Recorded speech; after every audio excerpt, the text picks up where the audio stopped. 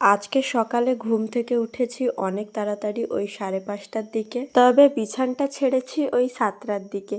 বলতে পারো এটা একটা আমার স্বভাব, ঘুম থেকে উঠে যাওয়ার পরও ল্যাদ খাওয়া। আজকে একটু সকাল সকাল ঘুম থেকে উঠেছি তো, তাই জন্য ঘুম থেকে উঠে দেখি আমার বিল্লুটাও ঘুমোচ্ছে। এরপর ঘরের কিছু বাসি কাজ করে সকালের জলখাবারটা করে নিচ্ছি। জলখাবারে ছিল পুজোর প্রসাদ, যেমন নারকেলের সন্দেশ, লুচি, তারপরে গুলগুলি। জলখাবারটা খাওয়ার পর এখন যাচ্ছি পেঁপে পাড়তে। আজকে ইলিশ মাছের মাথা দিয়ে, পেঁপে দিয়ে আর বিভিন্ন সবজি দিয়ে একটা মিক্স সবজি বানাবো। গাছটা আমরা লাগাইনি, আপনা আপনি বীজ থেকেই হয়ে গেছে, কোনো সার কোনো যত্ন ছাড়াই এর ফলন কিন্তু ব্যাপক। এরপর সবজি রান্নার জন্য গাছ থেকে কয়েকটা লঙ্কাও তুলে নিচ্ছি। আমাদের বাড়িতে মাছ মাংসটা সবসময় গুঁড়ো লঙ্কা দিয়ে হলেও সবজিটা হয় কাঁচা লঙ্কা দিয়ে। আর আমার মা সবসময় চেষ্টা করে যে গুঁড়ো লঙ্কাটা বেশি না খাওয়ার। রান্না করার পর স্নান করে এখন আমি বসে গেছি খেতে। আর আজকের মেনুতে ছিল পেঁপে সিদ্ধ, ইলিশ মাছ ভাজা আর মিক্স সবজি। চলো